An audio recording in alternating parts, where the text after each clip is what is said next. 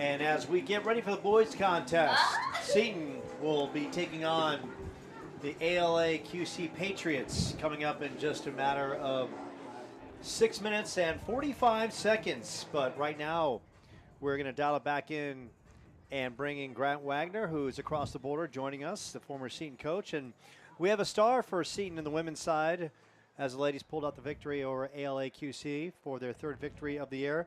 And it was a bomb within the first 2 minutes that got it started. That is Ava Peth. And Ava, walk us through with that great equalizer to start this one. I don't know.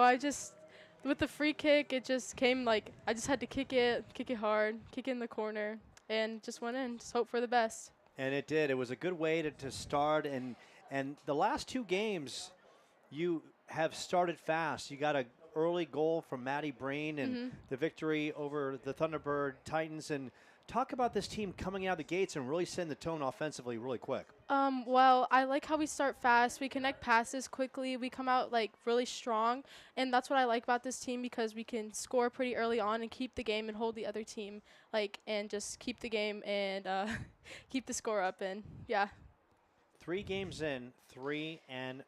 Yeah. And as we look at the scoring count, it's 10 goals to only 2 allowed. And your thoughts of this team coming out of the gates with 3 victories and where you are after 3 games? I think our team is doing really great right now, getting all those goals, starting off early with the Eastmark 6-1 victory. I thought that was really amazing, and we really are showcasing like our talents and abilities and all the stuff that we can do.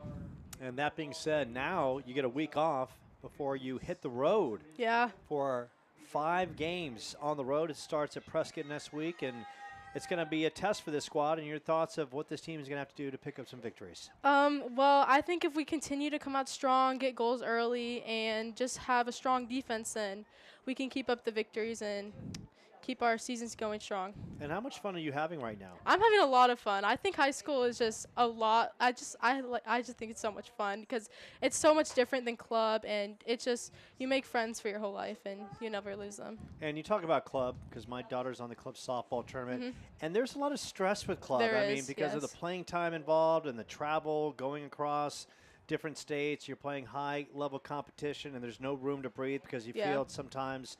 And so what's your degree of thoughts on the leisure of high school athletics comparing to playing on the club circuit? High school, I feel like it's a lot more relaxed. It's still a lot of fun, and there also is high competition, but I feel like you can just go out there and have fun, and if you make mistakes, you can just fix them and get the ball back. And, yeah, I think it's a lot better than club because it's just going out and having fun. And, Ava, for you personally, as you kind of dissect what this team has done through 3 games, talk about some things that, of course, the record is unblemished, 3-0, but some things the team needs to improve on and move forward.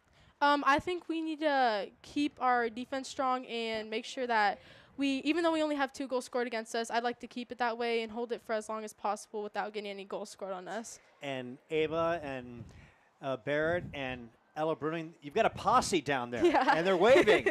What's up, girls?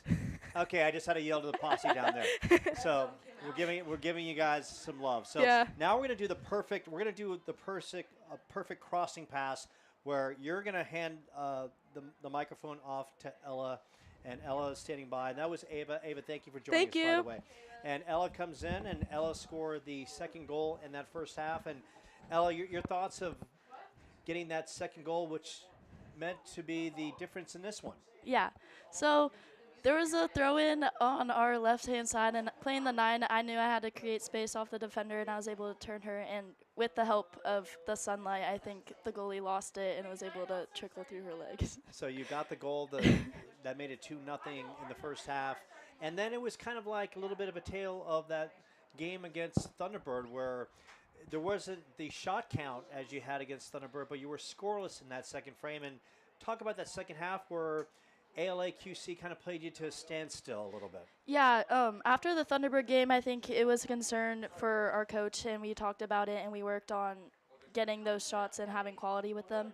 And ALA QC was able to hold us off second half, but I think, we need to keep our energy up through that second half because I think we did suffer from, tiredness. So needs to say, you get the victory, you hold on. by the count of 2-1. And for you and players like Addie Driscoll, you guys were freshmen last year. Now you're sophomores, and you're part of a team that has got so much talent and potential, and you got a mixture of great upperclassmen and great freshmen. Walk me through the talent you're seeing on this team and the expectations as Barrett is getting all fired up behind you. What are you doing? Yeah, so freshman year, I think we came in and there was a lot of like just not knowing what you're doing and easing into it. But as a sophomore, I think the pressure grows as it does have like freshman year. But I think it's also playing to the expectations of the team and helping each other push each other to that potential. And we do have a lot of it, and I think we realize that and are able to like communicate that and work for each other. And before I let you go, now the squad hits the road for 5 games, and next week it's going up to Prescott. You've been there before. Yeah. Your thoughts of trying to go there, up to the high country, taking the bus ride, and pulling off a victory? It's definitely going to be cold, but we played them last year. I thought we played well. I think we need to continue to bring this confidence from these past 3 games and use that against them, and just know our talent, use our confidence, because I think we can make it 4-0.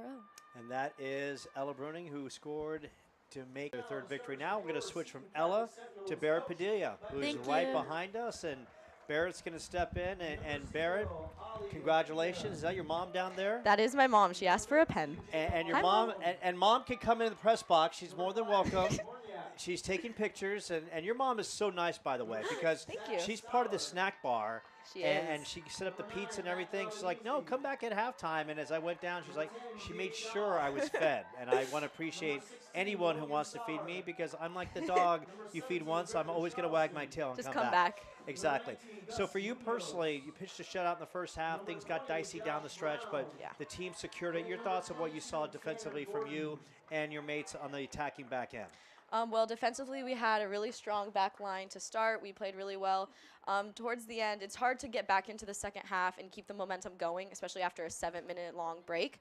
But I think we did pretty good holding our own, and then it just got dicey with decision-making, too, like myself included. I'm still getting used to having the right mentality and mindset as to when to step, when to cover, when to let my defense figure it out. But I think having 2 center backs who aren't really used to playing with each other, because we lost a starter Yeah, you kind who of was a senior, that they're doing a really good job adapting to that, and it's only going to get improved from here. Yeah, you kind of talk about you still deciding when to go, when to stop, but I thought some of your decision making was so on point. You were coming out of the box and denying the attacker and securing the ball at just the right times. You did that in about 2 or 3 possessions that were just simply fantastic. That might have been the difference in this ball game. And for you personally, in 3 matches, the defense and yourself have allowed only 2 goals. And talk about what you're seeing from the defensive end through 3 pitches. I'm seeing a lot more confidence as we go on because, like I said, it's still a new back line that we're getting used to. And since it's a seasonal sport, we haven't played together for the longest time. And some of our players, as they get older, are not playing club anymore. So it's really important that we come out here and we put the work into the practices to come together as a team as well, because a lot of it's a team sport that you can't play individually. So it's really important to know what your defense is thinking and how they're connecting and how they play the ball. And I think we're getting better with that as the day goes on. And Barrett, for you personally, last year, Seton needed a goalkeeper, and you're like, look, I'll step in and do it. Yeah. Not familiar, but I'll do it. And for you personally, that shows your willingness to do what's ever necessary for the team, and I applaud you for that. How comfortable are you getting between the pipes?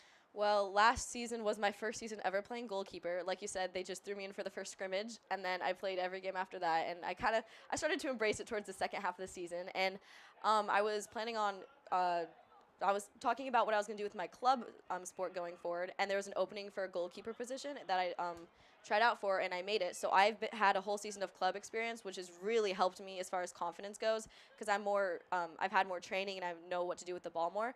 And I think it's just I've really embraced it, and it's really fun to do as well. And I really, really enjoy it, especially with a great team who's always supporting me. Like last season, they've helped me every step of the way, supporting me when I have fallen down, helped me get back up, all that. So it's really great to have a good team. And you embrace being the general between the pipes and kind of guiding your team Yeah. and directing the ship. Am I correct? Yes, I would consider myself a very vocal player. Sometimes it's not always the most necessary stuff, but I always like to be communicating what I can see, because especially when you're playing, I know from experience as playing center back that it's really hard to be able to see everything around you other than what's on the floor. So I try to communicate with my defense as much as I can to see when they can move it up or just play it up, stuff like that, when to step. And before I let you go, and congratulations on the win, and good luck in the 5-game road trip that starts next Friday at Prescott. Is it safe to say you have a soccer posse? You have like a four or five friends on the field that are all decked the red out. zone came out, The red zone, and it's a pajama night here, essentially? It is Christmas PJ night. It's also Is for it? the tailgate. Yeah, you got it right. I didn't know that. I didn't get the memo. You should follow us on Instagram. I need to follow Seton you on Catholic Instagram. Prep Girls Soccer. There we go. We have some so great that little advertisements there. There you go. That is Barrett Padilla, the charismatic one between the pipes. She gets her 3rd victory of the season. As Seton improves to 3-0, and there was just a shot by Seton that was off the look like the post, and we'll continue on to the men's action. Barrett, best of luck. Good Thank Friday. you so much. That is Barrett Padilla, and Grant Wagner is across the border. I think he's on the mic and will be joining us now. Starting lineup as this one is just underway. The boys trying to bounce back from the loss to the Thunderbird Titans the other night, and they are suiting up their starting lineup. Number 3, Jacob Alarcon. Number 27, Nathan Horniak. Number 6, Zach Sauer. Number 9, Mac Albanese. Number 10, Jamie Dahl. Number 17, Griffin Charlson. Number 19, Gus Munoz. Josh Brown, the equalizer he scored in that early part of that contest against the Titans. Number 22, Tanner Gordon. And Logan Sauer, number 26. On the other side for ALA QC, it's going to be number 2, Bryce Gladden. Number 6, Joseph Gardner. Number 8, Emerson Stoddard. Number 9, Drew Becker. Number 12, Cohen Randall. Number 13, Owen Becker. Number 14, Kingston Hartle. Number 15, Marshall Lively. Number 26, Logan Thompson. And number 12, Carson Jensen. And that is the starting lineup for both squads. Seton back on home turf. Of course, they are decked out in red, trying to make some noise in this one. And for American Leadership Academy, they're coming in looking for the road victory. The sun has set, and we are now in the evening here at Michael Eubanks Stadium. It started well with the Seton ladies picking up their 3rd victory of the season, a 2-1 victory over the Patriots, and now it's the men trying to give the home crowd and some things to shout about, as that's a good rip by ALA QC over the crossbar. And so glad to have you with us on the Seton Catholic Sports Network. Joe Pequeno and Grant Wagner, I believe, is going to join us as well. Grant joined us for the women's telecast, and you just heard from Ella Bruning as well as Barrett Padilla. He's a coach you might be familiar with, Grant. He coached at Seton. He's been around the Valley, and he has some pro coaching experience. He's trying to bring it to this ALA Academy squad. They've come out of the gates with losses to Coronado 3-0, to Arita Prep 2-1, and Arcadia 3-0. They play a 4-5-1, and he said that they might move, depending on the course of the game, to a 4-3-3. And he loves the attitude of his team. He said it's a young group. They're still learning his systems and everything. And Grant, you've been in this situation before. When you take over a program, it takes a little time before everyone either fully comprehends or fully buys in. And with that learning curve, there are going to be some mistakes along the way, correct? Oh, absolutely. There's mistakes. Even with a veteran squad that you've been with for many, many years, there's always mistakes on the coaching side. But getting in and just hammering it through, that's what you have to do the first year. So Seton trying to work that ball up the field, and they methodically work that sideline, and it gets knocked away by the Patriots. And so far, Grant, you saw the match the other night. It started well for Seton, and then went really out of control pretty quickly. And I think the defense is doing a better job. I see a defensive unit not flat-footed, and there's not a lot of opportunities right now for ALA QC, where this young Seton team is controlling the time and they're controlling possession. Absolutely, and I think there's a few underclassmen that are on the Seton team that have really brought in a different set of skills, especially on the physical side, that's going to complement the upperclassmen who are already there, like a Josh Brown and like an Eddie or some of the other players like Griffin. Those players that have been just physically strong throughout the years. Well, now they have underclassmen to also help aid in that ability. And I think again, very much like the girls, the boys have a wealth of knowledge on this squad. There's a lot of talent there. It was hard enough to walk away from Seton and from coaching soccer altogether, but it was really hard knowing what this boys team was gonna have going into the season. Just because I mean it, they look good. They look good. They have the right pieces. It'll be fun to see what Coach Billy can do with this team. Yeah, this is a squad that, and as you alluded to, Grant, they found themselves on the wrong end of the scoreboard a lot last year, had difficulty scoring, and I think Coach Baker is going to try to infuse, maybe along the way, is maybe harness some skill, but really harness some willpower with need to play at a higher level, and you get there by being a dedicated athlete and putting in the extra time. Mm-hmm. Nothing comes easy for an athlete. Even the great ones, they're great because they work. I remember watching Kobe Bryant back in the day when he played for the Lakers, and all his teammates pregame, they'd be inside the locker room, and Kobe's out early, and he's taking shot after shot, working on. The upperclassmen, Zach and Aiden. And Zach and Aiden both, they lead by example. They're very reserved kids in and of themselves. But what I like about them and what I've really grown to appreciate and respect is that they showed up to every training session. They showed up to every game. They never complained. They never argued. Whatever coaching points you gave them, it was always, yes, coach, got it, coach, I'll do it, coach. What else do you need, coach? And those two players, it has been so easy to have players like those two that help you coach along the way as well. And so I just have to give a really big shout out to Zach and Aiden Sauer. But then also, I got to do some more shout outs.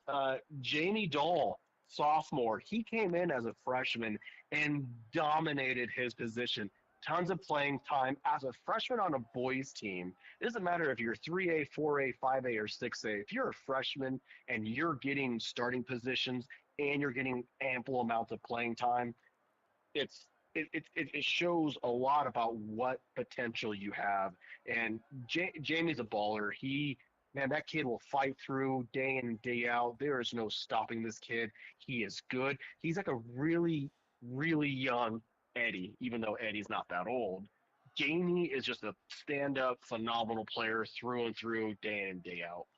And it's always good to have someone who's bringing solid efforts and can mix that with talent and comes in with the right attitude. And so far, seen on that back end, they're trying to work the ball up to the right side, and it's the Patriots taking away for a split second, and Josh Brown showing his hustle and muscle at midfield and working the ball up, and Seton trying to make some noise, and Josh Brown, once again, a relentless effort. And here's a young man who came out in the opening minutes against Thunderbird, scored a goal quickly, and a good feed pass up front.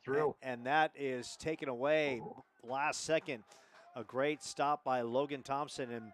And this is when I had a chance to talk to Ben Sanchez. Their starting goalkeeper is out tonight. So Logan Thompson, a starter on the JV team, Grant, he's being thrown to the Wolves tonight. He's getting the start. And when you get a JV goalkeeper in there, this young man, he's holding his own, and he hasn't had to do much, but, came up big, and he's going to have to be big for his Patriots tonight. Baptism by fire. A junior goalkeeper starting for varsity, man, talk about pressure on your shoulders. Wow. The young man decked out in the yellow jersey, and Seton looking to make some noise and see what he's made of, and some physicality on that back end. Tanner Gordon, senior, firing a little muscle around, and Seton in that back end trying to clear it up the field, and A good job and an opportunity for the Patriots, and that one is knocked to the right. Good shot by Cohen Randall, and Randall, as he picks himself up slowly, and the Seton trainers coming out to look at Cohen Randall, but Cohen Randall on a bad pass took it away and took it upfield, and looks like he's just trying to walk this one off, but maybe also disappointed in the fact that he had the clear point blank view and could not slip it in. Well, and Ali Acuna, the keeper for Seton, he's another kid that never played goalie before. He played for the first time last year, and now look at him. He went from a JV position into a varsity goalkeeper position. I mean, that just speaks volumes of what that kid is willing to do. So Seton, both on the women's and men's side, couple goalkeepers that last year didn't know much about the position. They were thrown into the fire. They've stepped up and making things happen for the teams between the pipes. A good hustling effort, and that's a push from behind, and Seton and Coach Baker, that bench got up off their feet and wanted the call, and that might have been a situation right there, Grant, maybe a good no call. It might have been just a soft little push in the back, but nothing too bad, but a lot of energy off that Seton bench wanting that call and potentially leading to a first goal. I always say for this, if it's not blatant, let them play. Let them play through. You can always call the play back, but that initial call, let it play through. Let's see how the game develops before you make that call. Sentinels looking to get on the board, 0-0. Second game of the season for the Sentinels. They are without Victor Nichols. They are out, no Eduardo Borboa, and this is a team with a couple key pieces of firepower out, Grant, and it's the next man up, and those next men up have got an opportunity to show what they can do. It's basically they're auditioning, and every time you step on the field, it's time to put some great stuff to tape. Well, and Seton, they do have some big hitters that are away from the game tonight, but like you mentioned, it gives room for others to jump into the position and really make themselves known. You have players like Griffin Charleston and Josh Brown. Those kids are truly special players. Both of those, they donned their armor last year. They literally went to battle game in and game out. You can see Josh earlier in this game. Wonderful slide tackle, gave them that opportunity on goal. They weren't able to conclude on it, but those two players are very special. So even though Seton is missing some heavy hitters, they still have some pretty big hitters that are on the field tonight that I think all goes well. If they execute appropriately, they're going to walk away from this game probably a 1-goal, 2-goal game for Seton. And once again, an opportunity, and that one is banged in. This time around, Acuna left on an island, and that is knocked home, and the Patriots get on the board first, courtesy of Marshall Lively. He beat the defender in a point-blank look and put it in the upper right corner, and it's the Patriots with a 1-0 lead. And Grant, what'd you see on the play? Well, I think that goes the old adage, be careful of what you say. It can go against you. It's just small little breakdowns here and there. With keeping possession and not being able to connect passes.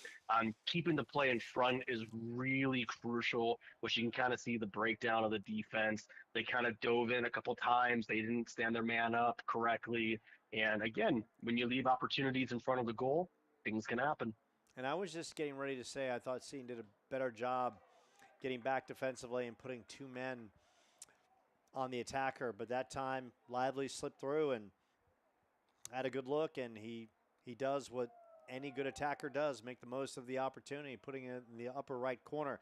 Now it's Seton looking to tie this one up, and we are under 19 minutes left in this first half. Seton, of course, only second game in of the season, and ALA QC. They've already played 3 games, losing to Coronado 3-0, losing to Arita Prep 2-1, and losing to Arcadia 3-0. So Here they are, Ben Sanchez in his first year, a former coach here at Seton Catholic. And Grant, did you and Ben Sanchez ever cross paths? Do you know each other? Because I know just Sure. like every other sport, I mean, the soccer world is a small community of coaches.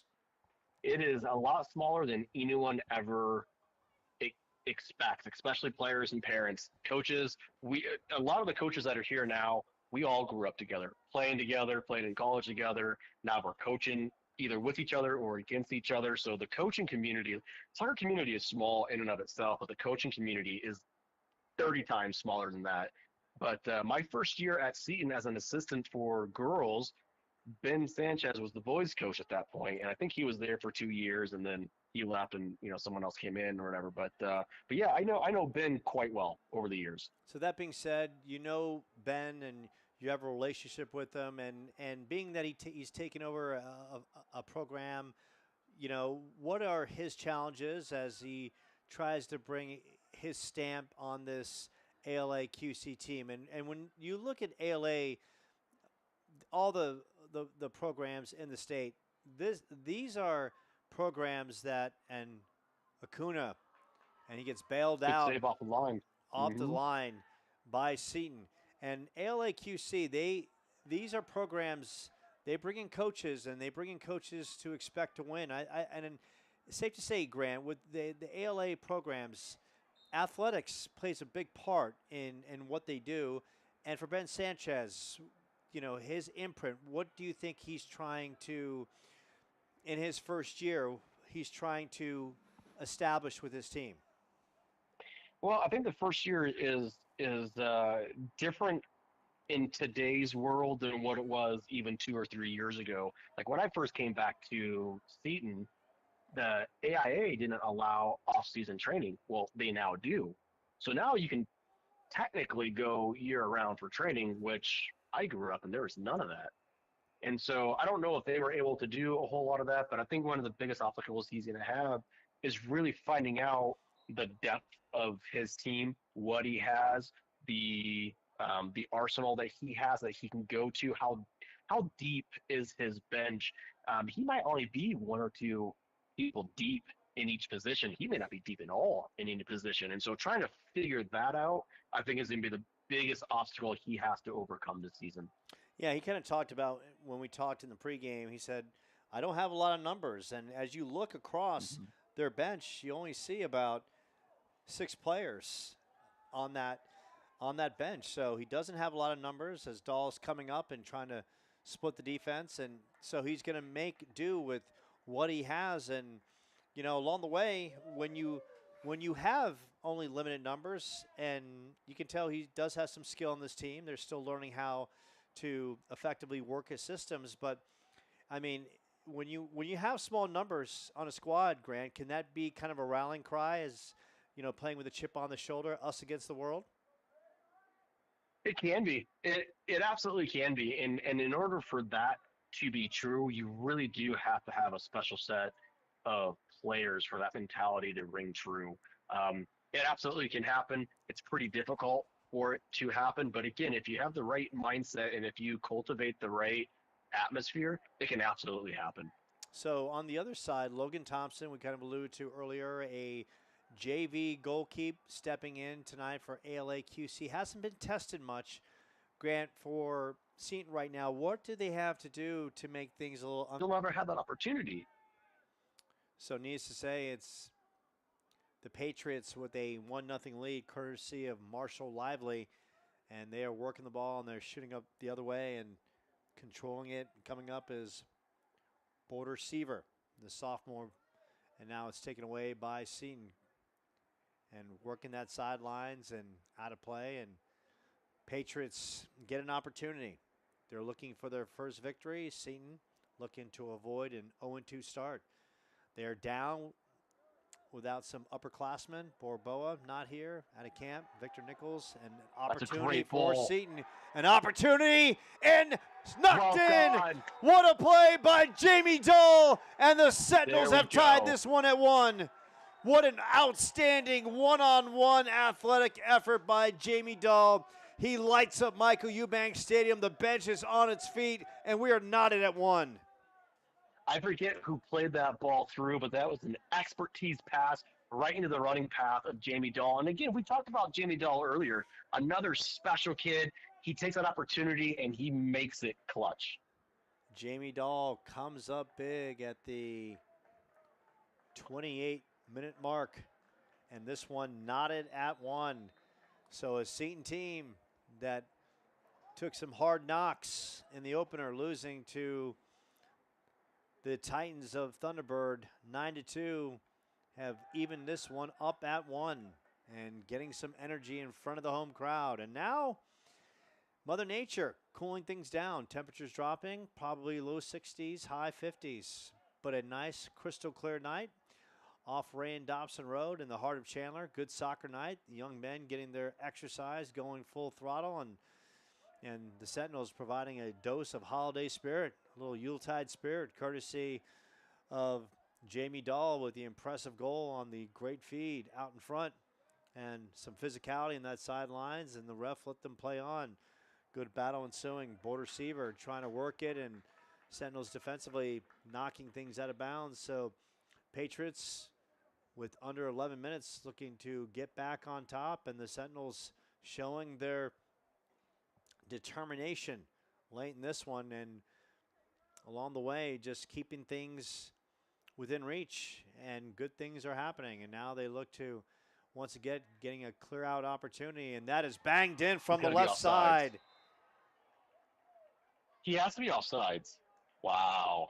And they don't call it, and needless to say, it is banged in from that left side. The offside call is not made, and Bryce Gladden had a shot on goal earlier, and he was left alone on the good pass, and Gladden point blank beats Acuna, and it's a 2-1 lead. So they answer quickly with under 11 minutes left, call it the 29-minute mark, and this one is now 2-1 in favor of ALA QC. So just like that, the road team gets back on the top of the scoreboard. Now it's up to Seton to answer and looking to try to tie this one going into the half. And that always provides, you take that lead in the scoreboard, Grant, safe to say, it always provides a dose of energy on both sides. And we got some physicality going on right now between Tanner Gordon and Border Seaver. Tanner did. And you know, a 2-1 game, this is not a bad game. This is still a winnable game for Seton, and if they continue to capitalize on what they're doing well, this is going to be a very good game for Seton. And Tanner Gordon just got a yellow card, so he is stepping out, and Seaver on the other side got a yellow card too. So the referees not playing around. They're not going to be allowing any kind of mischief or any kind of unjust physicality, but both provided a little bit of a shove to both sides. And for Tanner Gordon and for Seaver, they're going to spend a little time on the bench, and both sides will play on. So in this situation, Grant, when you get double yellow cards, what's the mindset of Coach Baker as he loses Gordon for a short time in this one? You know, it's all about opportunities, right? If one player comes out, it's no different than an injury. Now you have an opportunity for someone else to step in.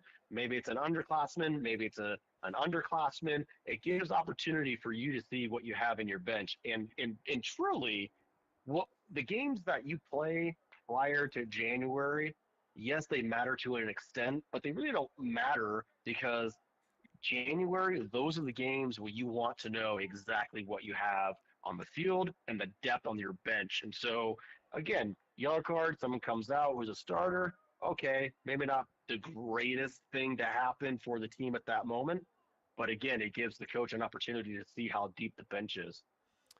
And right now, he's looking from that sideline, and Tanner Gordon is, you can tell he's itching to get back in as he walks over to the bench and trying to cool himself down, but got to love the energy and passion on that play.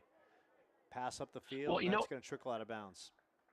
I think another kid to look for is a sophomore, Matt, and I butcher his name every time, Matt Albanese, and I think his mom would probably hit me to know that I still mispronounced that last name. But he's a great kid, really athletic, agile, on the ball. He's cool, calm, and collected. He's just another great kid. You look at him, he's always smiling, always looking to learn and taking coaching points. Just another well-rounded underclassman that is filling the ranks for Seton's program. And you talk about the name pronunciation, Grant, and I'll be the first to say I've been pronouncing Albanese. So if you corrected me, and to all the Albaneses out there, whether they're based in Arizona or across the continental United States, please, no hate mail. I butchered it once. Julie, we apologize. I butchered it twice. I butchered it 3 times, but I won't butcher it a 4th or 5th. And we'll play on to 2024, and it's going to be Albanese here on out. So needs to say it's a 2-1 ALA QC lead. They got a goal early from Marshall Lively. Jamie Dahl tied it at 1. Then it was Bryce Gladden that put the Patriots ahead, and that is where we are as Seton. Only a couple opportunities so far in this one, and once you alluded to, Grant, has put some pressure on the freshman goalkeeper who's hasn't had much opportunities to really test his skill and along the way just test his nerves between the pipes, and Seton looking to increase those scoring opportunities.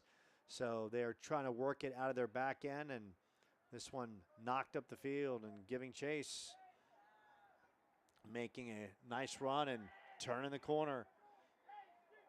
And a little bit of a hold and worked up the field, and that ball is out of bounds, and ALA QC will get it back with under 6 minutes left in this first half. And Grant, early in the season for both teams, for this ALA QC team, they're 0-3, for Seton 0-1, and are wins paramount early, or do you really start factoring in the schedule when you're about 4 or 5 games in? Because at that time, the unknowns are known, and most coaches know what they have at the roster at that point. I will never say that a win is never important, because wins are always important. However, take it in stride. The first couple of games, that's where you're really starting to work out all the kinks, and you're trying to figure out what you do have and how deep your bench truly is. Maybe in the next couple of games, you figure out that you actually have some JV kids that can play a role, small role, or even a pivotal role with the varsity team. So these first couple of games, the wins, it's not the end result that truly matters. It's figuring out what happens after that is what matters. And Josh Brown gave one a boot over the crossbar, and Josh Brown put his imprint on in that first game with an early goal, and he's been sliding, he's been diving, he's been giving 150% and then some. And Josh Brown, safe to say, Grant, you know as good as anyone, here's a young man, he's going to always give you 150%. He's going to give you 150%. He's going to smile while he's doing it. He's going to be goofy while he's doing it. And he's going to have the greatest of time doing it. And it's just, again, he's another player that just makes coaching enjoyable because he's coachable. He'll take the coaching critiques and he'll give 100% every time. And then those slides, I didn't teach him those slides. Those slides are 100% on him. And he has done a great job with perfecting that slide tackle. And he looks good doing it. Yeah, and does he play on the club circuit, in your knowledge? Has he played in the club circuit here in Arizona? I don't believe he does. He may have in the past, but I don't think he currently plays on the club circuit. And again, that's another thing. You have some players that maybe used to play club that aren't playing club now or have never played club, and they're able to produce at the varsity level for 4A division for Seton. That's pretty magnificent to say. And Josh right there working the ball, and now it's going back the other way. And the Seton attacking back, trying to control it as we wind down to 3 minutes left in this first half. And Acuna will shoot up the middle of the field, and the Patriots trying to get it back. But coming up and slicing through some defenders, and QC now has some numbers and trying to work the middle portion of the field. And for Seton, and they haven't had a lot of opportunities offensively since Dahl tied this one at 1 on the defensive end, Grant, what are you hoping to see so Seton can maintain just a 1 goal deficit? I would like to see them shore up their 1v1 defending a little bit better, not be so eager to dive in, keep their attackers facing one direction. So, if they receive the ball with their back towards the goal that we're defending, keep them facing that way. Don't allow them to turn and then try to go down to the corner and cross the ball them. Keep them playing where they face. Keep it short. Keep it simple. If they try to turn it into you, well, then that's when you get physical, get the ball, and go connect passes and get it out of your back line. I don't want to see them so eager to dive in or be so eager to give up possession with a not so well placed pass, and now they're on the defensive transition and trying to block shots. One thing we've seen really well from Seton tonight is they have not allowed anyone to flat out just beat them up the field. I think in that first half against Thunderbird, just things got out of control quickly because it seemed like after Josh Brown scored, all of a sudden, and that one's booted, and once again, that is a quality boot by Drew Becker, who shoots it over the crossbar. I felt that once Josh Brown got that first goal, it was almost like Thunderbird just took it to another level with energy and effort and speed, and at times that Seton just they didn't match the energy, and they caught themselves flat-footed defensively, and they were beat up the field on too many offensive possessions by the Titans. Yeah, I think in those situations, you go up a goal early, you're feeling good about yourself, and then a goal against happens, and then another one happens quick after. It does change the dynamic of the mentality of how the players are going to approach the game, and then it's so easy when you're at that point for another goal to go through, and then another and another, and that avalanche. It is a real thing. I mean, it happens to professionals all the time too. So it's not just high school soccer or club. I mean, it happens with the professionals.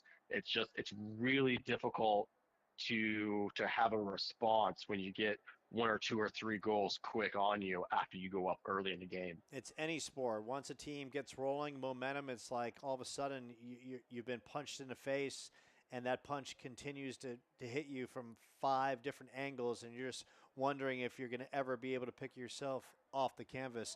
And that is going to end the first half, and the Patriots with a 2-1 lead.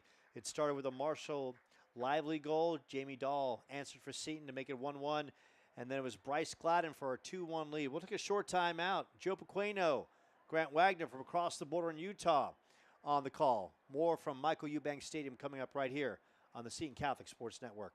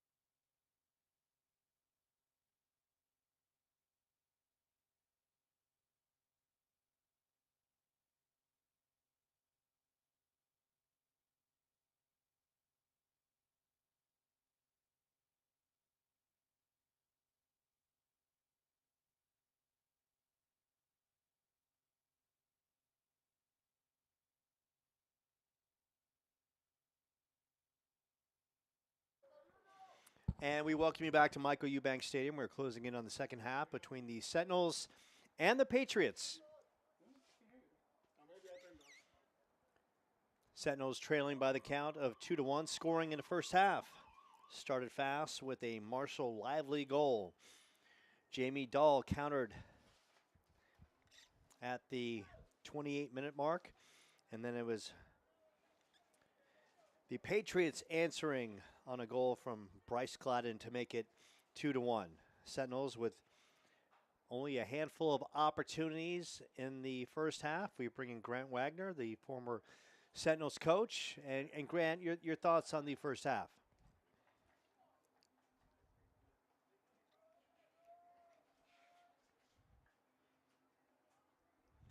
And needs to say, Grant might be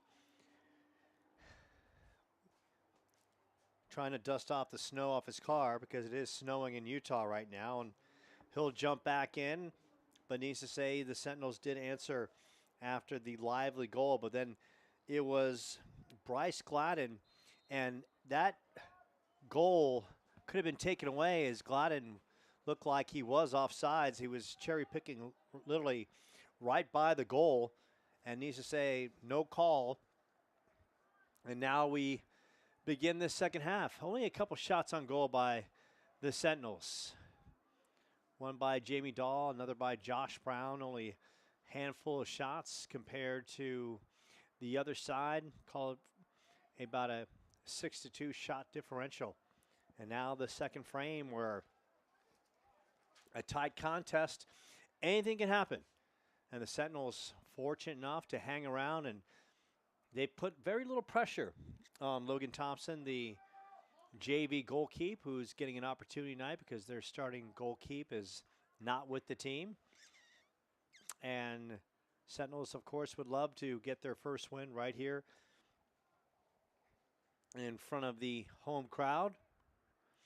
And we might have a visitor from the ladies' side, Sienna Bujold of the women's soccer team. Had a chance to talk to her. She might come up. And she wanted to make that quite clear. It's not Bujold, it's Bujold. It's French. So for all the Bujold friends out there, oui. I'm going to get it right this time around. Along the way of any broadcasting young athletes, there's going to be a learning curve of getting names correct. And for Sienna, promising young player, runs so gracefully out there. She's got skills, and going to see if we can hear Grant Wagner. If Grant is there, and as of now, Grant, you are, I see your texts, and as of now, Grant Wagner is not with us. Let me see. Grant, are you there? Nope. As of now, Grant Wagner is not with us, but he's listening because he's texting me. And right now, Grant is trying to survive the snowstorm that he's engulfed in Utah. And knowing Grant, because he is a jolly man with a beard, he might be watching Rudolph the Red-Nosed Reindeer that could be televised somewhere syndicated across our planet. Or he's right here with us watching the second half of this one with the Sentinels trailing by the count of 2-1. And Paulo Hutchison, who handles the live stream, will try to get Grant back in. And Grant, of course, the longtime coach of the Sentinels, now living in Utah and doing us the justice of dialing into this telecast. And I believe Grant Wagner is back with us. I am here. And Grant, good to hear your voice. And we are about 3 minutes and change into this second frame. Sentinels down 2-1. Your thoughts on the first half as that one is booted in a good effort. Good shot by Jacob Alakan. And that's a good sign for the Sentinels to put some pressure on Logan Thompson. So not a lot of opportunities in the first half. Grant, your thoughts of the Sentinels and their 2-1 deficit at the break? The important thing is they capitalize on one of those minimal opportunities. That's a good thing. They kept the score line real close going into half. Of course, it's better to go into second half 1-1, as opposed to 2-1, but the scoreline is close. And from what I've looked at so far, they've been the aggressor in the second half at the start of this. They've already had a couple shots, so they made the changes that they needed to make. They're more aggressive. They're keeping the ball in the middle to final third of the pitch, and just again, they got to have more shots this half. They have to figure out a way to have those opportunities and take the shots. If they do that, they'll be successful. Shots, of course, are key. So they came out and got the shot from Alarcon and put a little pressure on Logan Thompson. That one right into his arms about a minute or so ago, but a good sign for the Sentinels, and hopefully those opportunities will continue to persist throughout this second half as Jamie Dahl has played a factor in this one, and Dahl surveying that right side of the field, and Sentinels trying to take the ball away from that attacking back end of the Patriots, and that has worked out of bounds, and it'll be a opportunity for the Sentinels, and they work it quickly into the field with Griffin Charlson, and now the Patriots take away at midfield. So this has been a back and forth affair, and Patriots have gotten some shots off early, and the Sentinels settled in, and as Acuna comes up and takes that away, and I just had the opportunity to meet Allie's dad, Mateo, who's in the booth with us and controlling the scoreboard and running the PA tonight. And, you know, as you alluded to, a young man just like Barrett Padilla wasn't set to play goalkeep, right, but just kind of fit in and took the challenge, and he's done a nice job for the Sentinels.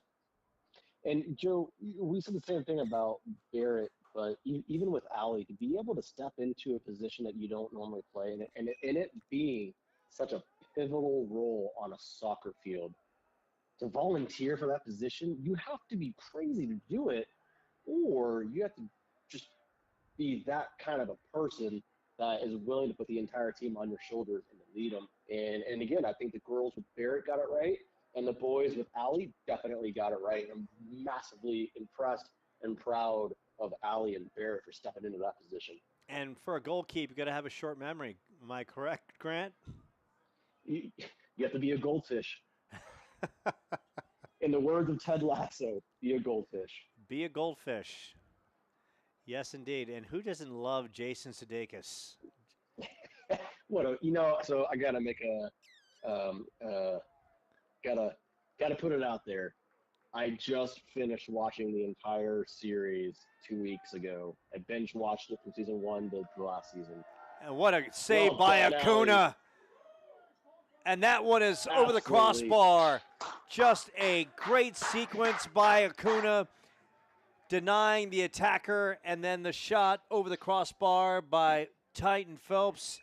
And Acuna looking like a Titan on that possession, denying the attacker, and that was Drew Becker, point-blank look, and Acuna said, "No mas, not on my watch." A great effort by Acuna. How cool is that, Joe? God, man, that is so cool to see a player to be able to make that play who doesn't play that position. Talk about coming up huge for your team and keeping your team in the game. Massively impressive. Acuna with the great save, one of the highlights of this one, as the Sentinels still within striking distance, and now turning the corner, trying to make some noise, and good footwork, and the shot right into the defender, but excellent work by Josh Brown. Got around the corner, made one split move, worked his way to the left, and just shot right into the defender, but good energy by Seton, and you can tell they're capitalizing off the great energy play by Acuna. What beautiful work. And now working the ball up the field, and on that back end, Acuna, Grant, he's provided a spark, and now you can feel the energy, and it's the momentum is now on the Seton side offensively. This is the spark that Coach Billy is looking for, and you have to hand it to him. Coach Billy and his coaching staff, they made the absolute right tactical changes in the second half. Whatever they said to these boys, it's stuck, and it's working. And down low, Zach Sauer shoots it across. And the Patriots trying to work it out of their attacking back and getting back past the midfield stripe.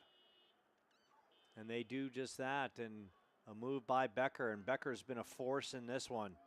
Long, lanky, good shot. And Seton on that back end doing a good job in transition, not allowing, unlike when we saw against Thunderbird the other night, Seton putting a body on a body. And for the most part, playing outstanding defense. I mean, the goal by Bryce Gladden, Grant, and you kind of called it, and talking to Paulo Hutchison, Gladden was just cherry picking right by the goal, and that could have easily been called offsides, and this could be a 1-1 game. But needs to say we play on. You can never look at the scoreboard. You can't blame the refs, even though sometimes we all do. And you know, it's easy. Referees are the easy mark. Yeah. I mean, sometimes they miss the easy ones, right? Like the Chiefs and Packers on that pass interference against Marquez Valdez-Scantling. I mean, it doesn't get any easier than that, and they didn't call the pass interference. But needs to say they continue on, and it's a 2-1 Seton deficit as the Patriots will throw the ball in, and Becker coming up, and Becker trying to split the defense and knocked up by the back end, and good work on that back end by Charlie Hutchison, who's getting some work in. And the Sentinels trying to maximize that back end. And in fairness, that was Gus Munoz, number 19, on that back end for the Sentinels. We have lost Grant Wagner for the short time as you hear those electronic beeps. And we are dialing in. So not only do you get the live action stream, you get the call connecting as well.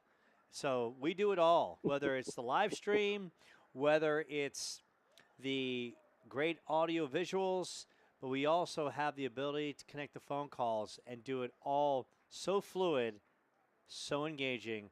And now Grant Wagner is back. And Grant, we have seen the Sentinels coming out of this one, and tactically they've gotten a good goal from Acuna. He's provided a spark for the offense, and now it's really up to the defense to try to keep Drew Becker and Bryce Gladden at bay and try to get one to tie this one up. Well, and watching the second half, I mean, you can't help but be proud of the effort these Seton boys have put into this game and trying to make something out of nothing. I mean, it really is spectacular to see these boys try to create this thing. And again, if they keep doing what they're doing, they're frustrating the back line of the Patriots. Their time is going to come. They're going to find the equalizer if they keep working at this pace. Hector Acosta battling on that sideline. He took a tumble, number 23, and Patriots getting it across on Bryce Gladden, shooting it in the middle. And Acuna will come up, and that is a dangerous pass on that left side, and the Patriots were trying to work that ball and work that sidelines for possession. Luckily, Seton Red picks it up, and they'll look to work the ball back the other way with 28 minutes left in this. And now it's a bad throw. A bad throw-in, and that's, as we talked about, Grant, in these situations, in a tight game like this, you can't afford to have any kind of mental letdowns or just bad possessions, and that was one for the Sentinels, and now they're trying to withstand a ALA QC team that wants to come in here and get a road victory. And you've been on the road many times, Grant. You know, getting that road victory sometimes is, you know, they all check the box equally, but I mean, always going into someone else's house and pulling off a victory is just such a sweet feeling. Yeah, you know, it kind of reminds me of the first year I came back to Seton and had the boys, and we were in the Desert Ridge tournament, and we played a very, very big 6A Desert Ridge team, and we took it to them, and I think we tied that game 1-1, and it was in their stadium field. And their coach I grew up playing soccer with all throughout my youth. And afterwards, he came up to me. He's like, dude, you didn't tell me that you had such a great team. Like, we did not expect that. Like, why are you guys in 4A? Why aren't you in 6A? And so that was a great compliment. But I mean, it's something unique and different with these Sentinel teams, um, it's special. I can't put my thumb on it. It's just there's something special with these two teams, and it's a good thing to be a part of it. Yeah, and the Sentinels holding their own against a Patriots team looking to crack in the win column. Both teams, Patriots 0-3 coming in under new coach Ben Sanchez, and William Baker taking over, was part of Grant's staff from 2 years ago, and you know Coach Baker well, and that's an Hmm. opportunity, and Thompson's going to secure that one. You know Billy Baker well, Coach, and what do you think in his time as an assistant under you? What do you think he took away from your time guiding the ship here at Seton? Not to be so cliche about it, but there's a lot of things that I took away from him, and it's kind of funny. Him and I, so I first met him at a random person's birthday party. A parent to a kid that I had coached 8, 9 years ago invited me to their birthday party, and Billy was there, and that's how we really met, and that's when I first took over Queen Creek. So I've had Coach Billy on my coaching staff for at least 4 or 5 years, and him and I, we have a saying for each other. He used to call me his Robin to my Batman, and I looked at him like, no, Billy, it's Batman and Batman.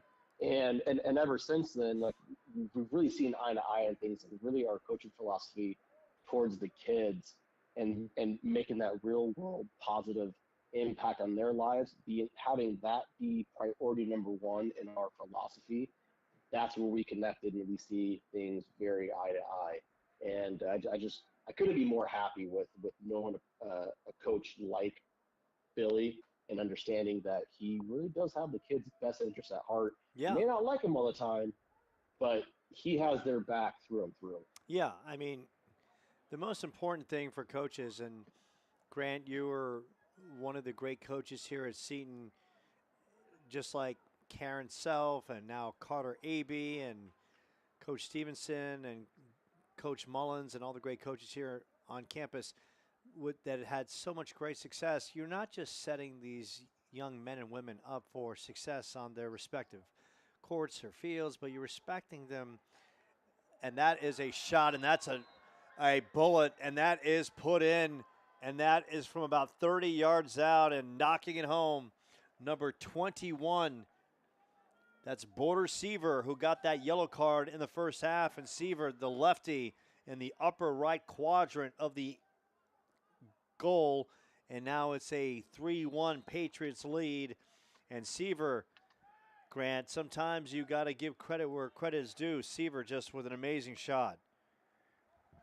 I mean, hey, you give someone an opportunity. I mean, and it's well placed. It's up just below the top bar, hits net. I mean, you know, I don't know if really many keepers would be able to make that save.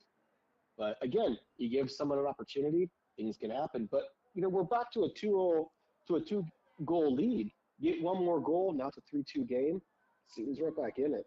So a lot of time left to be played in this game. A lot of time left. We're closing in on 23 minutes left. And Grant, as I was just about to say before Seaver with the beautiful goal from about 35 yards out, is that great coaches, you and I mentioned Coach Self and Coach Mullins and all the great coaches here on the campus of Seton with such great success, that you just weren't setting these young athletes up for success on their respective courts or fields, but you were setting them up for the most important thing, for success in life. You taught them discipline, teamwork, determination, accountability, all the great things that as soon as they turn 18 and get their college degrees, they have to be able to do on their own. Yeah, and it kind of goes and it keeps everything into perspective, where your win-loss ratio as a coach, is it important for the team and for the coaching career? Yeah, sure. But the priority isn't the win-loss ratio of the coach or even the team. The priority should be how are we developing these young student athletes to be productive members of society, but also to be respectable members of society? And that has to be priority. And I think what we've been able to develop and really create the foundation here with the soccer program, but also with Seton in general, is a student athlete first ideology. And clearly, it shows with how much success we have with our players once they graduate and they get into the real world, how they do and how they interact with people. I think that's where our that's a great save, by the way. Oh, And that so one good. is punched in. Acuna gave it a gallant effort, Thought but he that had it. one knocks off the paws of Acuna, and it's a 4-1 lead, and just a great shot from the outside from Cohen Randall, the freshman midfielder. And now Seton with some work to do, trailing by 3.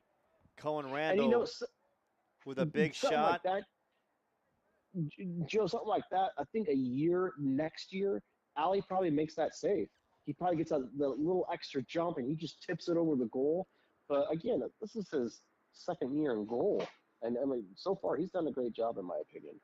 4-1 Patriots now with taking a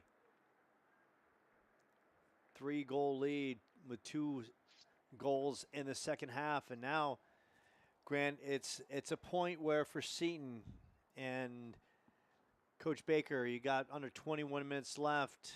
How do you change your offensive philosophy when you're down by 3 and you got some work to do on the offensive end? Well, I think you got to look to see at your midfield. The numbers that you have there, are they effective?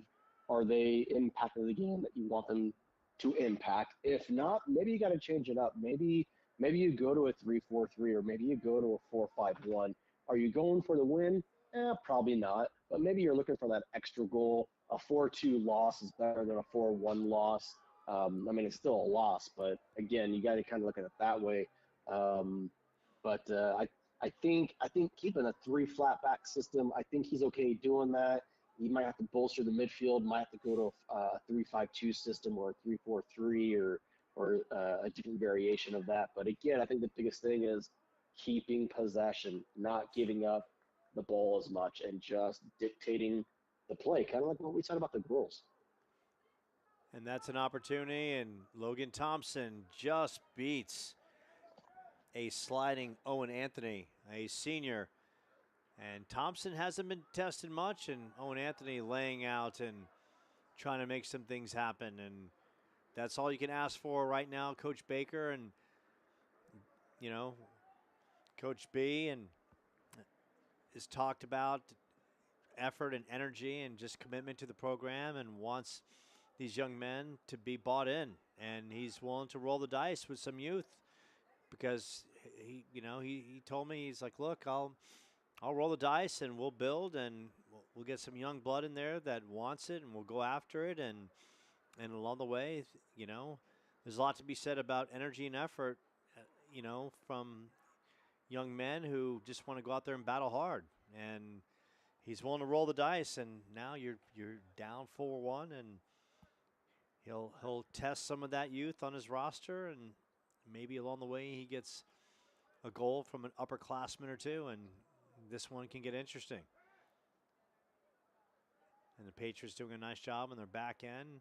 Seton not doing enough to make some noise against Logan Thompson.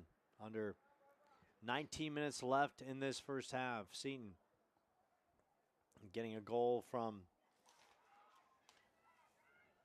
Jamie Dahl that made it 1-1. But then Patriots have gotten goals from Bryce Gladden as well as Border Seaver and Cohen Randall to take a 4-1 lead. The ladies won earlier 2-0 to improve to 3-0 on the season, getting goals from Ava Peth and Ella Brunning.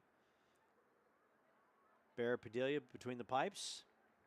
Another outstanding effort. And also charismatic. And she has the fan base. And the fan base, it was pajama night. And I'm just gonna have Bryce, I'm gonna and I'm going to have to follow all the ventures of the Seton ladies on TikTok. That way I can be well informed. And I think Breck Smith is here, by the way, Grant. I think I see Breck on the field with some of the soccer ladies, and I think Breck is here. Yeah, I think I saw that tornado down there too at one point. No, but I do think Breck Smith is here. Breck was, Yeah, no, she is. She is. I see her. yeah. So you do. She's right there in that left Yeah, corner. she's in black. Yeah. Mm-hmm. So Breck Smith was a player on the team, and her and Maddie Schweinberg, and Maddie's playing college soccer, and I want to say a D2 school in Ohio. Am I correct on that, Grant? She is. She suffered an ankle injury pretty early on in the season, so she didn't actually get a whole lot of playing time this year. I'm not sure if she got any with that ankle injury. So might have to be a redshirt freshman for that injury. But yeah, she's there, and then you have Breck Smith is over at U of A. She's not playing, but she's kicking butt with her academics, and making us proud of her. Yeah, and two kids that brought a lot of energy and character to your team last year, and I can only imagine coaching those two. Those two were never at a loss for words and dealing with them. Safe to say. Well, Breck, she always has a word for something, and it makes your job challenging, but also it makes it really fun to be able to have that kind of kid that does challenge you to be better. And she's a goofball. She's a good kid. She means well. Yeah. And so, it's fun to have those personalities out there. And then you got that kid, Maddie Schweinberg. She might be silent from time to time, but that's when she's looking to prank you. So you always got to watch out for that kid. Yeah, I've had Maddie join me on the mic several times. She's great, and I can see Breck questioning. Doesn't she want to be a lawyer? And isn't that what lawyers do? Mm-hmm. They question everything. And she is perfect for that role. Yeah. And during your telecast, I always talked about the law firm of Schweinberg and Smith. So, it was almost fitting that Breck is on her way to being a lawyer, and Maddie was her Robin to her Batman, correct? Yeah, As we heard that phrase earlier. Well, and you know what's crazy about this, Joe? Just kind of looking at the sideline there, look at how many non-boys soccer people are on the sideline. And I mean that in such a good way. The atmosphere around soccer at Seton is growing exponentially. This is the coolest thing. And I think one of the best things that we did was Seton allowed me to come in and have both programs. We brought them together, and then they allowed, once I left, they allowed Billy to come in and keep the program together. And I think that in and of itself has really brought both programs together. And obviously, it's grown the fan base, which is better for the students. It's better for the organization. I think this is something that's really special that Seton has allowed to happen, and I hope they understand how special this really is for the program. Yeah, having continuity between the two, and I think what's really good is you're seeing a lot of the early in this one, and bodies flying yet again, and that shot is up, and Seaver with another shot that time over the crossbar and bumped again. Him and Tanner Gordon, a good physical exchange as Seaver will head to the sidelines and, get a moment to cool down. What is really great is that the women and the men's soccer team really supporting each other. A lot of the ladies from the match earlier have stuck around.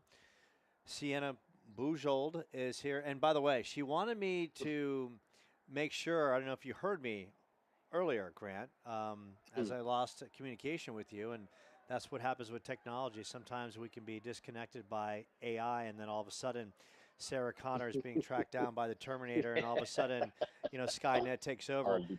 But needless to say, Sienna Bujold, that is the proper pronunciation of her name. It's not Bujold, it's Bujold. So in case going forward, it's French. So Sienna, I invited her to come up and to say hello and talk about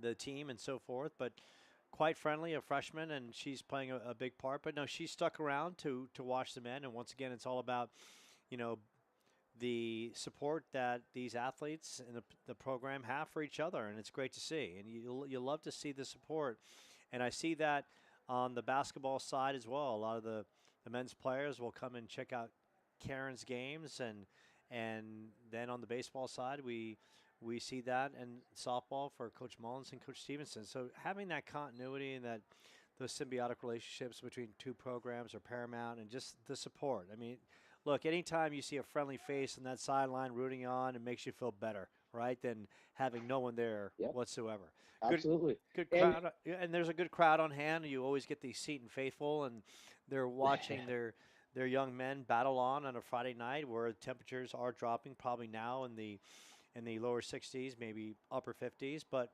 that's so terrible. Yeah, but we're in a nice, comfortable press box. We're all good. And you've got snow tonight in Utah. Am I correct, Rand? Yep, a lot of snow. It's still snowing right now. Now, let me ask you, because I've been through snow in New York, and then I went through snow as an adult in Little Rock, and it's safe to say is that one is shot over the crossbar as well.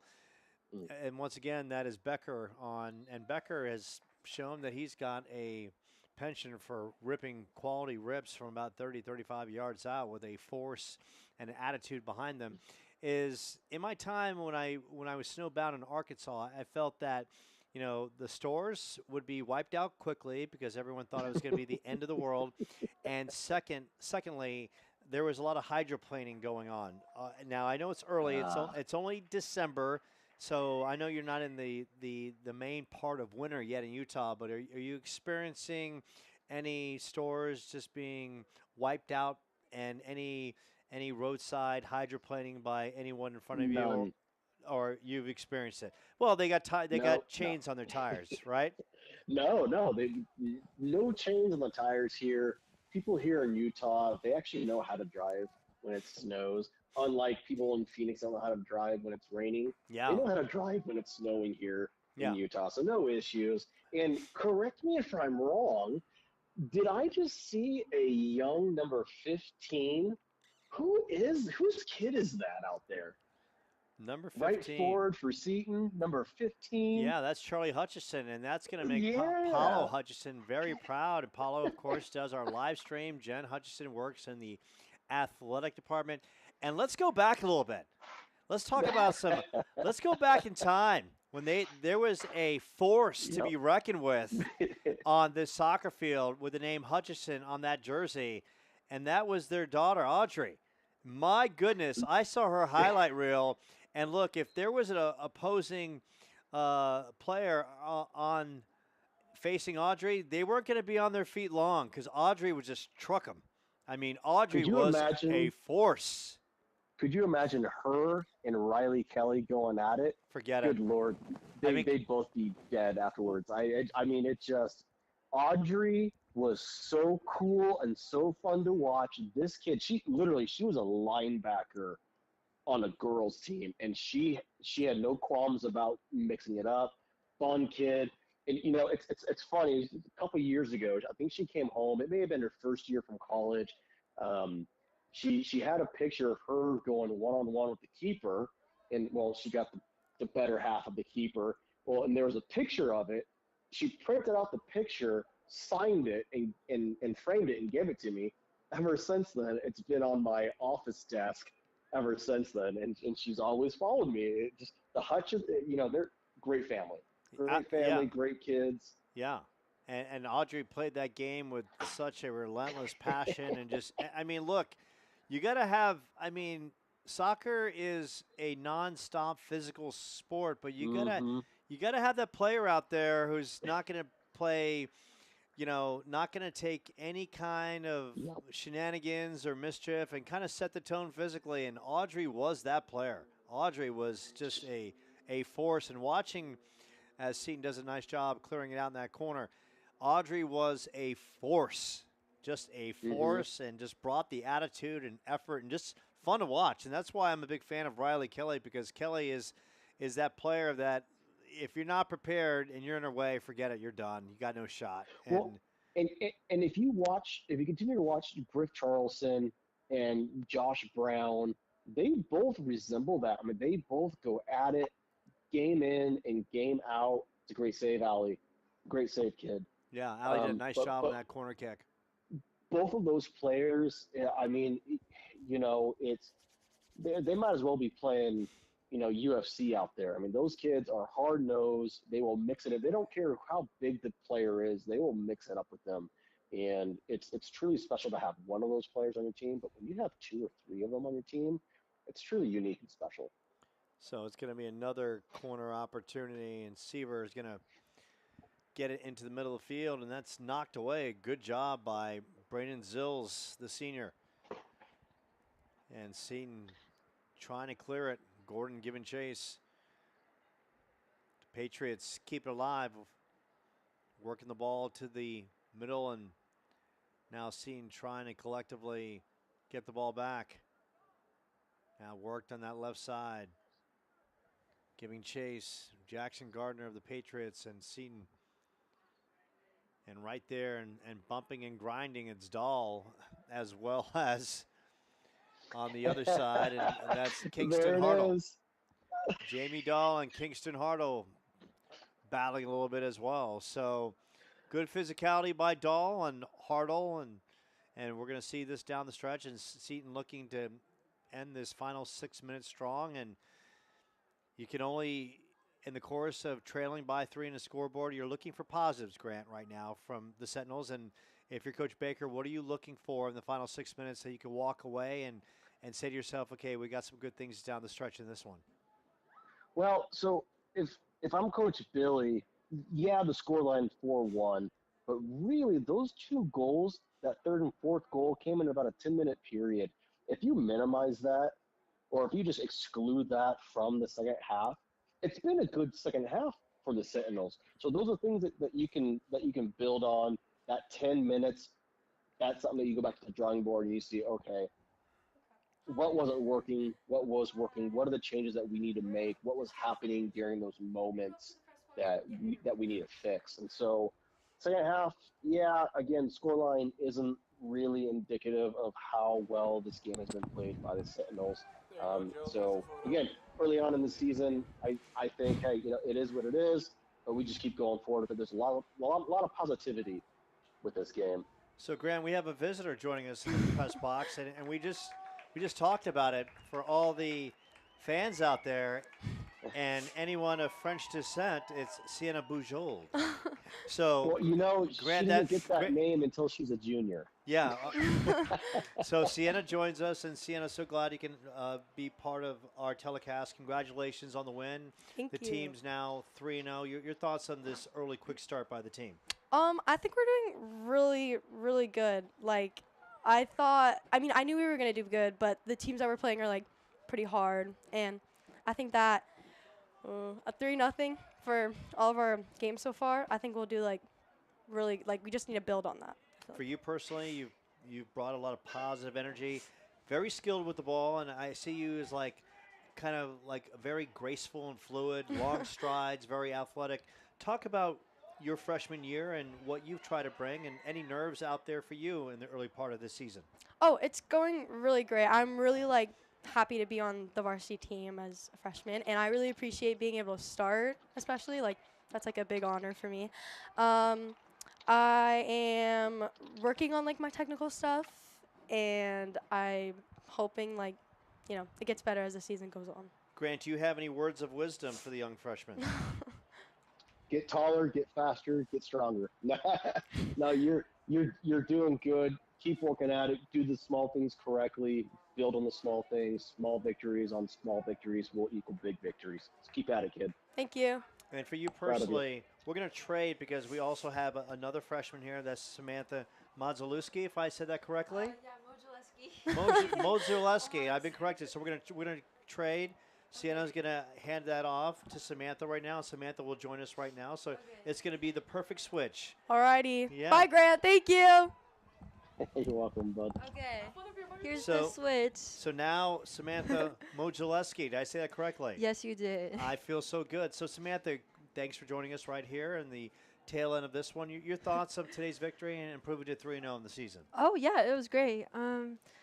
I liked Sienna's win. It's very helpful for us as a team to know that, like, we're a good school and like how like we can build on it and stuff.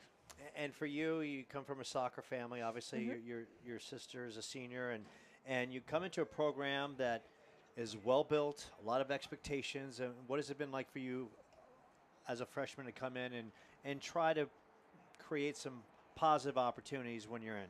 Oh, it's great. I think that being positive is a very good thing to have on the team and to just have in general. The team is very positive. I can talk to any player on the team and just receive so many nice things to hear and so much nice feedback. It's really great. Yeah, and that being said, the team's off to a 3-0 start. Now you're going to go on the road for 5 games. Mhm. Next Friday, starting to Prescott. It's going to be your first time going to Prescott. Mhm. Um, maybe in the past you've watched your sister play there, but your thoughts of going on the road and this team embarking on a 5-game road trip? Oh yeah, I can't wait. It's personally going to be so fun for us as a team to go to new places. Well, not for some of them, but for me, it's going to be fun. And Christmas right around the corner. Is there anything you're hoping for underneath the Christmas tree coming up? Um, maybe some more aggression for myself and for Grant, you gotta love that, right? A player that wants I more love it. aggression on the field, right? Absolutely love it. Yep. maybe some more goals in the back of the net. Yeah. Okay, Santa. So we want some aggression. We want some goals. And how about a new pair of cleats or any kind of soccer gear as well, right? Yeah, that too, maybe. Yeah, maybe that too. That is the charming Samantha Modulewski. Yay. And I nailed it. You did. I got it right the second time around. Thank you so much. Thank you so much. Happy holidays. Happy holidays. Best of luck to you next Okay. Friday. Thank you so much. So two of the youngsters joining us, Grant, and obviously two freshmen making an impact with this team, and so good to hear their energy and their excitement. And Grant, you get kind of a taste of these two young ladies, and what can you sense when you hear their enthusiasm and excitement about being with the Sentinels? um, when you're able to come in to a program as a freshman, as an underclassman, and you're instantly able to be yourself and you're allowed to become who you are, you get this overwhelming peace with you. And then again, you're not judged. You're able to be who you are. You have this ability to grow into what you're supposed to be. And so again, I give a lot of kudos and a lot of props to the Seton program for all these players creating this atmosphere that allows that type of thing to even be possible. I mean, again, Seton's a very special, unique place.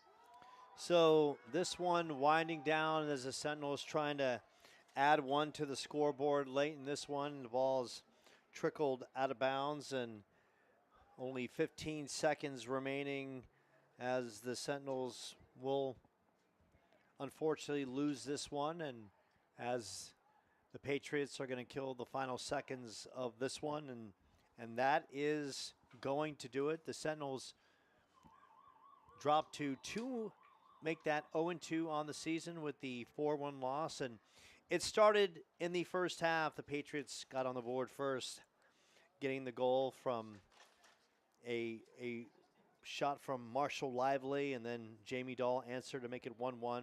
Bryce Gladden from point blank, and that could have easily been called offsides, but in the second half, it was Border Seaver that made it 3-1, then Cohen Randall for the 4-1 Patriots victory.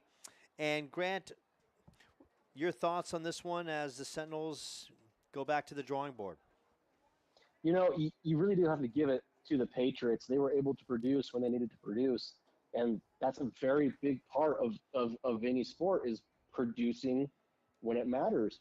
Now, unfortunately for the Sentinels, they're going to look at the game and be like, 4-1. But really, it was just a difference of about a 10-minute split there. They take away those 10 minutes in the second half. It's a 2-1 game. Maybe the Sentinels get an equalizer late in the game. It's 2-2. Or maybe it stays a 2-1 loss. It's an easier way to stomach a game, but it's really difficult to stomach a game that's a 4-1 loss because you knew you were in it. And if you just erase those 10 minutes where you had that lapse, that's right. As a coaching staff and even as a high level player, you, these games tend to sting a little bit more because you knew you were in the game, and it really could have and probably should have been a different outcome. So a valiant But effort, yeah, no question, a valiant effort by the Sentinels as mhm. they fall to 0-2, and they'll get back to work. And for Coach Baker and his squad, what do you think the message will be when his young men get back to practice next week? It's difficult to say, hey, keep your heads up, keep your heads high. You did well. When's you're going to come? It's really hard to continue to give that message. But I believe in Coach Billy, Coach Brian, and Coach Tony that when they're given that message, they really truly do believe it. And when you truly believe a message and you're giving that to the players day in and day out, it resonates. So it's easier for them to grasp it and to also believe it. And for this, again, in the words of Ted Lasso, right? Be a goldfish. Have a 10-second memory and forget about this. Move on to it. Give yourself maybe an hour to be upset and to be sad about the game. But once that hour is done, move on to the next. You have to let this stuff drop, understand what you need to work on, understand what you need to improve on, understand what you did well, and just move on from it. That's what I would tell them. They did a good job. Scoreline doesn't truly give the full testament of the game, but I thought the boys did well. They fought hard. There's some gaps they need to fill, but they have a lot of things to look forward to.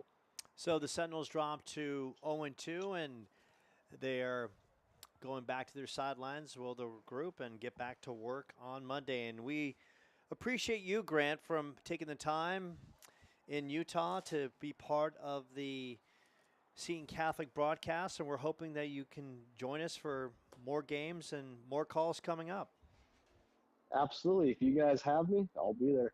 That is the wonderful former coach of the Seton Catholic soccer program. That is Grant Wagner. Happy holidays, my friend. Please take care. Stay warm in Utah. And words to the wise from a man who's done it multiple times. Take your time, turn in the corners in the snow, and don't hydroplane, end up in a ditch. Will do, Joe. Thanks. That is Grant Wagner, and for Paulo Hutchison on the live stream. And we also have to say a goodbye to Athletic Director Greg Buchanan. I won't be here the next couple weeks. I'm traveling to Texas and to Florida to see my mom. I want to say a special thanks to Greg Buchanan, who's going to be retiring from his position here at Seton at the end of the year. And Greg has been phenomenal. Grant, are you still on the line by chance? Yes, I am. And so you might have heard that Greg Buchanan is retiring as the athletic director. And before I give my final thoughts on Greg, I want to get your thoughts on what Greg has meant to the Sentinel Nation and everything he's done here. So, Greg, and again, I keep saying this about the Seton program, is that it's unique and special, but that also extends to Greg and also very much extends to Terry as well. They were able to give the Seton soccer program a voice that which they've never had before collectively as one full program. And they have given more thought, more attention. They have given more ways for our voice to be heard as a soccer program. And in the state of Arizona, and just soccer in general, high school soccer across the nation, it's not very popular. You get your parents to go out to the games, and that's basically your fan base.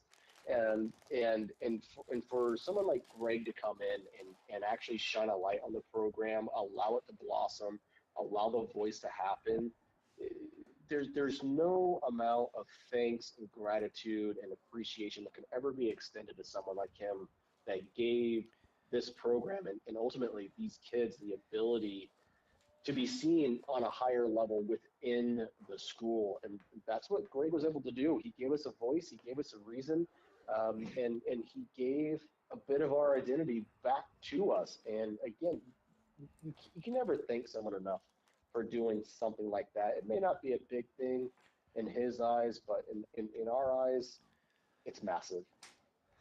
And that was well said. As far as me, I can tell you that Greg Buchanan gave me the opportunity to come aboard and call Seton Athletics, and it has made the difference in my life. It's allowed me to recapture my love for broadcasting. It's allowed me to cover all these great athletes and all these great parents that I've become to know and love. And every time I step on this campus, I feel like I'm part of a tremendous family that continues to grow every time I step in and meet new faces and new parents, and I build new relationships. And Greg Buchanan allowed me that opportunity, and I want to thank him for that. And just Greg is just a special and decent human being.